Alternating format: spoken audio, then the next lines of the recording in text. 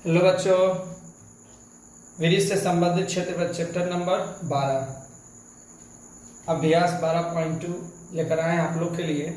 वही आसान 2022-2026 के लिए बिहार बोर्ड क्लियर BSCB। चलिए, पहला क्वेश्चन दे रहा है कि 6 सेंटीमीटर त्रिज्या वाले एक वृत्त के एक त्रिज्याखंड का क्षेत्रफल ज्ञात कीजिए जिसका कोण 60 डिग्री है। क्वेश्चन में कह रहा है, क्वेश्चन नंबर फर्स्ट में कह रहा है कोई एक वृत्त है, ठीक है, उसका त्रिज्या दे रहा है आपको 6 सेंटीमीटर। अब थीटा का मान दे रहा है 60 डिग्री, जिसका कोण 60 डिग्री। अब कह रहा है क्या, इसका क्षेत्रफल ज्ञात करने के लिए त्रिज्याखंड का क्षेत्रफल ज्ञात करें। त्रिज्याखंड किसे कहते हैं? जो दो त्रिज्याखंड से जो भाग कटता है उसी को त्रिज्याखंड कहते हैं। अब डिग्री से पता कर लो, जैसे 360 डिग्री दे रहा है, इसको दो भाग में लिखो। 360 डिग्री होता है एक वृत्त का, अब दे कितना रहा 60 डिग्री। अब 360 में से 60 घटा दो तो 300 डिग्री बचेगा।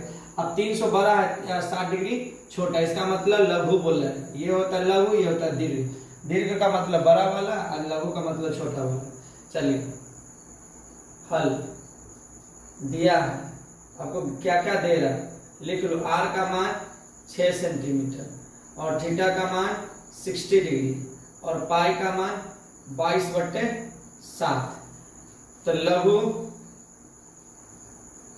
त्रिज्या खंड का क्षेत्रफल बराबर थीटा बट्टे 360 डिग्री पाई आर स्क्वायर।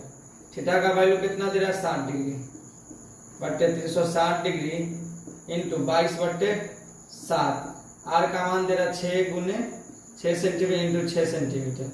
1 0 से 1 0 कैंसिल, 6 36, 1 6 से 1 6 कट जाएगा। 6 दूना 12, 6 दूना 12 13, 132/7 सेंटीमीटर स्क्वायर।